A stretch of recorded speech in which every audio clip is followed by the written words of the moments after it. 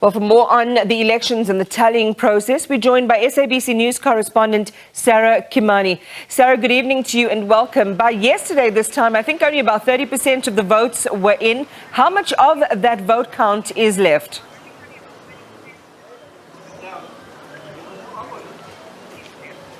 Well, very little of that is left. We understand just about 8% is left, and that is what is being verified now. However, since darkness has set in Kenya, we will still not be able to know the winner of the presidential elections until tomorrow, because the law does not allow the Electoral Commission to announce the winner at night.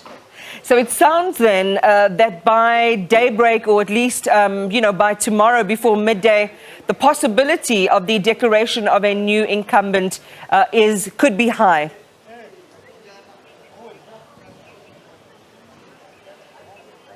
Yes, indeed. Tomorrow, by probably midday, the country and indeed the rest of the world will know who Kenya's fifth president will be. Although tallies right now coming in from at least 3 media houses, local media houses here, are showing that William Ruto, the current deputy president, is in the lead with just about 200,000 votes ahead of former Prime Minister Raila Odinga. Now that could change, because we were trying to do the totals that they have right now. They have about 14 million, and the Electoral Commission was indicating that about 15 to 16 million people voted. So it is likely that that could change. Odinga still has a chance to come on top of Ruto, or Ruto could widen that margin.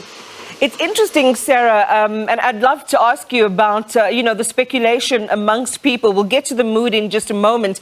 Given, that this result still would have to be declared tomorrow, there are still outstanding votes, that the actual final tally could be very, very close. There might be celebration on the team of William Ruto, but there is still room for that result to change.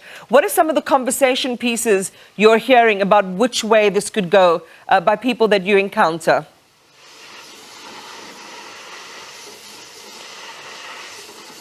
Well, both sides have already claimed victory. We spoke to the side of Azimio la Umoja, that is former Prime Minister Raila Odinga's side of the coalition.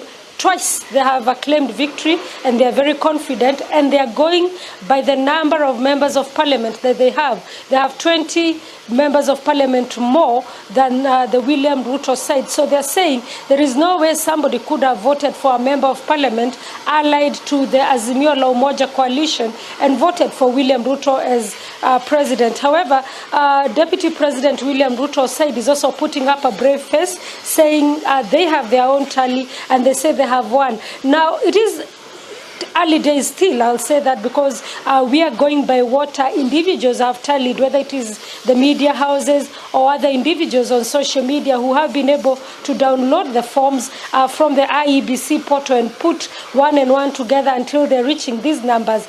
One of the things that the law says, however, is that should either of the candidates not reach 50% plus one of the vote, then the country would go for a rerun between the two leading candidates. So we are waiting to see. Also, just to note for our viewers that one of the presidential candidates who up to this time is number 4, Wahige Mwaure, a lawyer who participated in the debate on his own, has considered defeat and is actually calling it for William Ruto.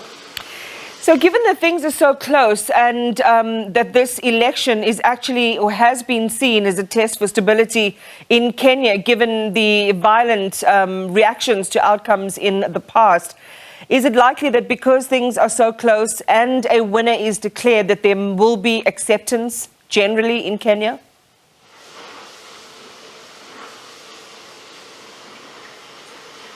It depends on who leads and who loses, but both candidates have signed a peace pledge with the Independent Electoral and Boundaries Commission. They have also publicly said that they would accept the outcome of the polls, and should they not accept, then they will go to court. But these are the candidates. They have their supporters. Take, for example, former Prime Minister Raila Odinga. This is his 5th time and probably his last time to vie. He's old now. He's 77. He says that his victory has been stolen 3 times. So his supporters will be looking to see that this time he takes it. Should he not take it? I don't think they will be taking it very kindly. And so he will still have to marshal his troops to keep the peace, but it depends. He could try to marshal them to keep the peace, but if they feel that they have been cheated of their victory, maybe they will pour out onto the streets. The reaction of the security forces here is also very important. Deputy President William Ruto is going at it for the first time, but he has been campaigning for 9 years. He has also been the deputy president, so